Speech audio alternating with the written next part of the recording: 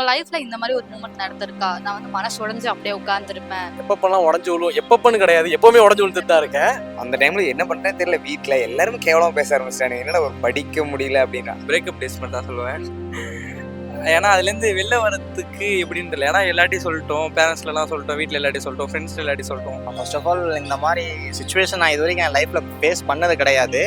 So எப்போவுமே ஃப்ரெண்ட்ஸோட இருந்தாமே ஜாலியாக இருக்கும் அப்படின்னு எல்லாருமே சொல்லுவாங்க. அதை நான் ஃபீல் பண்ணியிருக்கேன். ஃப்ரெண்ட்ஸோட இருந்தால் ஜாலியாக இருக்கும், எந்த சுச்சுவேஷன்லேயும் அவனை கூட விட்டுற மாட்டானுங்க அப்படிங்கிறத. என்னதான் கஷ்டம் வந்தாலும் ஒரே ஒரு சிம்பிள், உங்களுக்கு அதுலேருந்து பாரமே இல்லைன்னா ஒரு ஒருத்தரை நினைச்சாலே போதும். இப்போ வந்து 50% ஹாப்பியாக இருக்குது, 50% கஷ்டமாக இருக்குது. அவ சப்போஸ் என்கிட்ட ஏதாச்சும் ஒரு ரீசன் சொல்லிட்டு இதான் ப்ராப்பராக ரீசன் சொல்லிட்டு விட்டு போயிருந்தா எனக்கு அது ரொம்ப கஷ்டமாக இருந்திருக்காது. ரீசனே இல்லாமல் அது ரீசனானு கூட எனக்கு தெரில அப்படின்னு சொல்லி விட்டுட்டு போனது. அவங்க நாளைக்கு நம்மளுக்கு வர போகிறது இல்லை, நம்ம இறந்தா கடைசியில் ஒருத்தர் அவர் தான் இருக்க போறாரு, அவ்வளோதான். அப்ப என்னடா பண்றது அப்படின்னு சொல்லிட்டு ரூம்குள்ள வந்து ஒரு மூலையில உட்காந்து அழுதுட்டு இருந்தேன். லிட்டரலா சொல்ல போனா கதறிட்டு இருந்தேன். அப்போ ஓரளவு அழுது முடிச்சுட்டு ஃபோன் எடுத்து ஃபோன் நோண்டினேன். அதுக்கப்புறம் பார்த்தா எனக்கு இப்பவே எமோஷனல் ஆகுது. எப்பவுமே உடஞ்சி போய் வதக்கணும், ஒரே உட்காந்துருக்கூடாது. நம்மள ஒன்று பக்கத்தில் யாராச்சும் கொஞ்சம் பேசினா கொஞ்சம் ஆதரவு கிடைக்கும். சம்டைம்ஸ் ஐடியா அந்த மாதிரி ஐடியா கிடைக்கும். அப்படி உடஞ்சி போய் மட்டும் அப்படி உட்காந்துடாதீங்க, பக்கத்தில் யாராச்சும் பேசுங்க, கொஞ்சம் ஜாலியாக இருக்கும். வந்து உங்க லைஃப்ல நிறைய ஒரு உடஞ்சு போன மூமெண்ட்லாம் இருக்கும்ல, ரொம்ப உடஞ்சு ரொம்ப டிப்ரெஸ்டா, அதை வந்து வெளியவே ஓவர் கம் பண்ணி வர முடியாது. ஸோ அந்த மாதிரி ஏதாவது இன்சிடென்ட் நடந்திருக்கா? நடந்து நீங்க வந்து எப்படி அதை வெளியே வந்தீங்க, என்னென்னலாம் பண்ணீங்க? 10th முடிச்சு வரும்போது வந்து பார்த்துட்டிங்கன்னா எனக்கு ஸ்டடீஸ் சுத்தமாக வராது. அதனால வீட்டில் எல்லாருமே நீ என்ன பண்ண போகிறேன்னு தெரியல, ஸ்கூல்லேயுமே நிறுத்துறேன் அப்படிங்கிற மாதிரி நினைச்சு பண்ணிட்டாங்க. நான் அக்கா தான் நீ படி அப்படின்னு சொல்லி 11th 12th படிக்க வச்சா, அவளே தான் படிக்க வச்சு நல்ல மார்க் எடுக்க வச்சுட்டா. ஒரு 70% எடுத்துட்டேன். ஸ்கூல் விட்டு நிறுத்துறேன்னு சொல்லி அப்பவும் 70% எடுத்துட்டேன். அதுக்கப்புறம் வந்து பார்த்துட்டிங்கன்னா நான் என்ன பண்ணுறேன்னு தெரியாமல் இருந்தேன். நான் ஃபோட்டோகிராஃபி தான் பண்ணிருக்கேன்.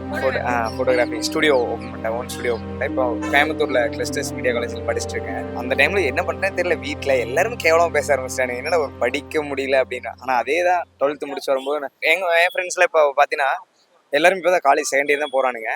நான் ஒரு பிஸ்னஸ் பண்ணுறேன் அப்படிங்கும்போது பார்த்தீங்கன்னா எல்லாத்துக்குமே ஒரு மோட்டிவேஷனாக இருக்குது. அந்த மாதிரி வந்துட்டு எதையும் நினைக்காம தனியாக எல்லாரும் பண்ணுறதை விட்டுட்டு யூனிக்காக எதாக இருந்தாலும் யோசிச்சிங்கன்னா கண்டிப்பாக. ஃபர்ஸ்ட் ஆஃப் ஆல் இந்த மாதிரி சுச்சுவேஷன் நான் இது வரைக்கும் என் லைஃப்பில் ஃபேஸ் பண்ணது கிடையாது. பிகாஸ் நான் எப்போவுமே பசங்களோட தான் இருப்பேன், ஃப்ரெண்ட்ஸோட இருப்பேன். ஃப்ரெண்ட்ஸோட இருக்கனால எப்போவுமே அவங்களோட இருக்கலாம். நான் இந்த மாதிரி சுச்சுவேஷன் ஃபேஸ் பண்ணதெல்லாம் ஃபேஸ் பண்ணவும் விட்டதில்லை.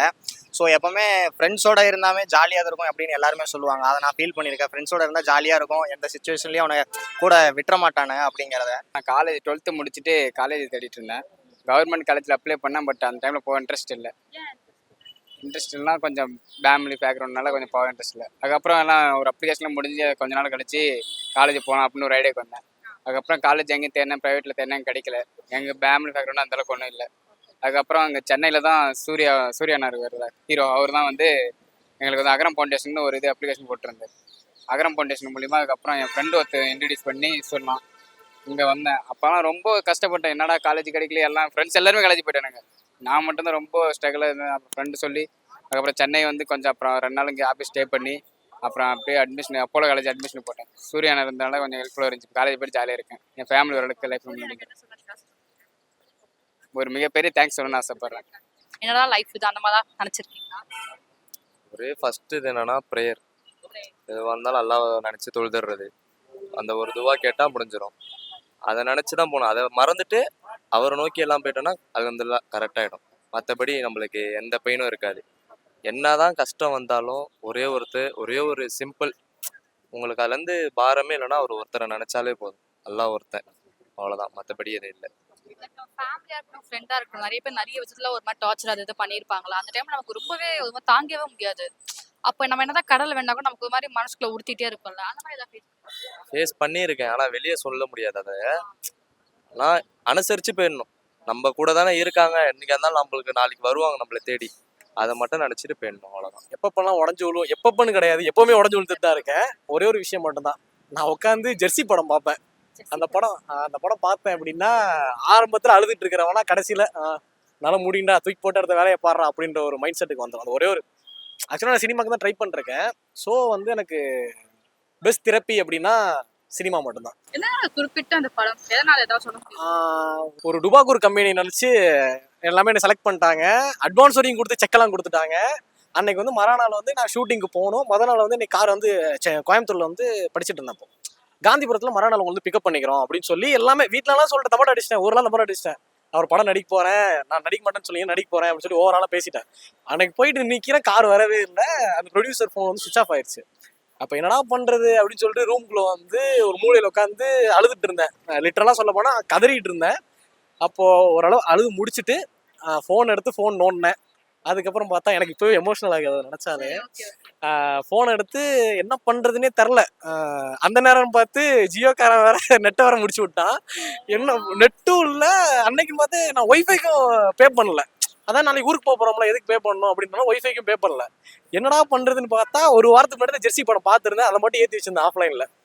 அப்புறம் அந்த படம் பார்த்தேன். லிட்டரலாக அந்த படம் பார்க்க ஆரம்பித்தேன். அப்படியே ஸ்லோவாக பார்த்துருந்தேன். ஒரு குறிப்பிட்ட சீனுக்கு அப்புறம் வந்து அவன் ஃபர்ஸ்ட்ல அவன் பையன் முன்னாடி கிரிக்கெட் விளாண்டு முடிப்பான். அது முடிச்சுட்டு அவன் பையன் அவனுக்கு வந்து ஒரு மாதிரி சலாம் பண்ணுவான். அதை பார்த்தோன்னே அவனுக்கு ஒரு மாதிரி லுக்கு அப்படி சொல்றது ஒரு மாதிரி சாதிச்ச மாதிரி ஃபீல் ஆகும். அந்த சீன் பார்க்குறப்பலாம் எனக்கு இங்கேருந்து ஆட்டோமேட்டிக்காக அழுது முடிச்சிட்டேன். தண்ணியை வத்திருச்சு, உடம்புல உள்ள தண்ணியெலாம் வத்திருச்சு. அதுக்கப்புறம் பார்த்தா தண்ணி ஆட்டோமேட்டிக்காக ஊற்றுது. அதுக்கப்புறமா எனக்கு தெரிஞ்சு ஓகே அந்த படம் பார்த்து முடிச்சதுக்கப்புறம் ஒரு படம் தானே போச்சு, அவனே இவ்வளோ அடிபட்டு வந்திருக்கான், நம்மளால பட முடியாதா அப்படின்றத பார்த்து அப்படியே வீடு கட்டணும்னு நினச்சது. வீடு கட்டணும். ஆமாம், அந்த ஒரு சுச்சுவேஷன் வந்து சொல்ல முடியாத ஒரு சுச்சுவேஷன்.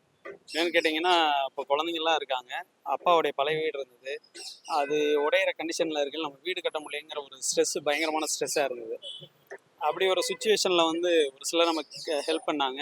பட் நம்ம நம்பி போய் கேட்டவங்க கொடுப்பாங்கன்னு நினச்சி கேட்டவங்க வந்து ஒரு சிலர் நம்ம ஹெல்ப் பண்ணல.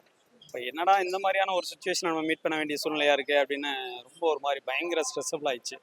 அதுலேருந்து கொஞ்சம் வெளில வரக்கு ரொம்பவே கஷ்டமாக இருந்தது. நான் வந்து எங்கள் வீட்டிலேருந்து வெளியில் இந்தமாரி வரப்போ ரொம்ப எங்கள் அம்மா எங்கள் அப்பா எல்லாரையும் நான் மிஸ் பண்ணேன். எங்கள் வீட்டை மிஸ் பண்ணேன். மிஸ் பண்ணிட்டு வரப்போ எனக்கு வந்து எந்த ஒரு சப்போர்ட்டும் இல்லை. அப்போ வந்து எங்களுமே திருநங்கைங்க தான் எங்களுக்கு சப்போர்ட்டாக இருந்தாங்க. என்னை வந்து நான் அழுவும் போது என்னை சொல்லுவாங்க, அழுவாத விட ஃபீல் பண்ணாத, இப்படி இப்படி இருக்கணும், இப்படி தான் இருக்கணும் வாழ்க்கையில், இப்படிலாம் இருக்கணும், கஷ்டம் எல்லாருக்கும் தான் வரும் அப்படின்னு சொல்லுவாங்க. அந்த டைம் டக்கு அதுலேருந்து என்னால் மீண்டு வர முடியாது.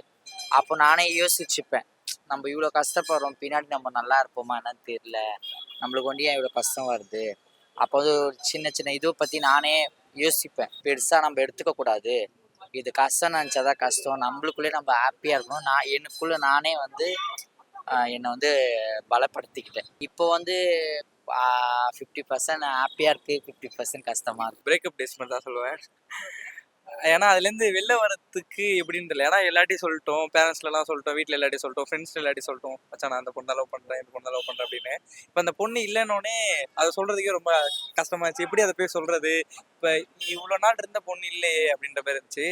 அது ரொம்ப நாளான அதான் ரொம்ப ரொம்ப வருஷம் லவ் பண்ணோம்.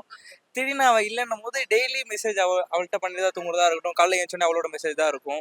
ஃபுல்லாக அவ அப்படின்னு தான் இருந்துச்சே தவிர அவளை தாண்டி வேற எதுவுமே மனசுல இல்லை. ரொம்ப கஷ்டமா இருந்துச்சு. அதுலேருந்து வெளில வரதுக்கு ரொம்ப கஷ்டமா இருந்துச்சு. நான் அதுலேருந்து இன்னும் வெளில வரல. நான் வெளில வர கொஞ்சம் கொஞ்சமாக ட்ரை பண்ணிட்டே இருக்கேன். நான் எதெல்லாம் அவளை மறக்கணும்னு பண்ணுறனோ அதெல்லாம் அவளை ஞாபகப்படுத்திட்டே இருக்கு. ஸோ ரொம்ப கஷ்டமாகவே இருக்கு இப்போ வரைக்கும். இப்போ வந்து பிரேக்கப்பை தாண்டி எந்த விஷயம் ரொம்ப ஹர்ட் ஆகுது? இதை தாண்டி பிரேக்கப் தாண்டி அவ கூட இல்லைன்றது. அவ சப்போஸ் என்கிட்ட ஏதாச்சும் ஒரு ரீசன் சொல்லிட்டு இதான் ப்ராப்பராக ரீசன் சொல்லிட்டு விட்டு போயிருந்தா எனக்கு அது ரொம்ப கஷ்டமா இருந்திருக்காது. ரீசனே இல்லாமல் அது ரீசனானு கூட எனக்கு தெரில அப்படின்னு சொல்லி விட்டுட்டு போனது, அதுதான் எனக்கு தெரிஞ்சு அது மட்டும்தான் லைஃப்ல கஷ்டம் அப்படின்ற மாதிரி இருக்கு. ஏன்னா மற்ற எனக்கு ஏதாச்சும் ரொம்ப கஷ்டமா இருந்தா சரி அவ இருக்கா பாத்துக்கலான்ற மாதிரி இருக்கும். இப்ப அவளே இல்லை வேற எது இருக்கு நான் பாத்துக்கணும் அப்படின்ற மாதிரி ட்ரீட் பண்ணாங்க கடுப்பா இருப்பாங்க. அதெல்லாம் நிறைய பேர் அதுவும் இல்லாமல் நான் ஃபோட்டோகிராஃபி பண்ணுறேன் அப்படின்னு சொல்லாமல் கிண்டல் பண்ண நிறைய இருக்காங்க.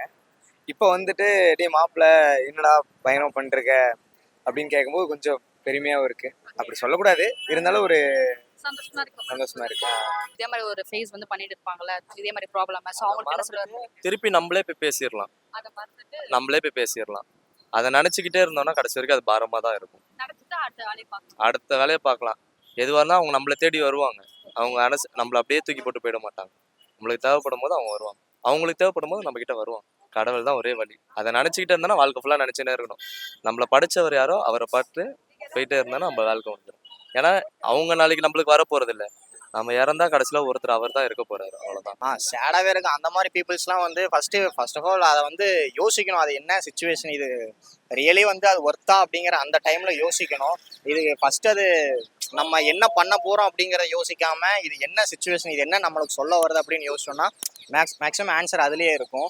ஸோ அந்த ஆன்சரை யோசிக்காம பீஸ்ஃபுல்லாக இருந்தோம்னா, டிப்ரெஷனே அதவே நினச்சிட்டே இருக்காமல் பீஸ்ஃபுல்லாக இருந்தோம்னா எப்படியாவது ஒரு சொல்யூஷன் வந்து அது அந்த டைம் வந்து அது நம்மளுக்கே சொல்லும். எப்பவுமே உடஞ்சி போய் வதக்கணும், ஒரே உட்காந்துருக்கூடாது. நம்மள ஒன்று பக்கத்தில் யாராச்சும் கொஞ்சம் பேசினா கொஞ்சம் ஆறுதல் கிடைக்கும். சம்டைம்ஸ் ஐடியா அந்த மாதிரி ஐடியா கிடைக்கும். அப்படி உடஞ்சி போய் மட்டும் அப்படியே உட்காந்துடாதீங்க. பக்கத்தில் யாராச்சும் பேசுங்க, கொஞ்சம் ஜாலியாக இருங்க.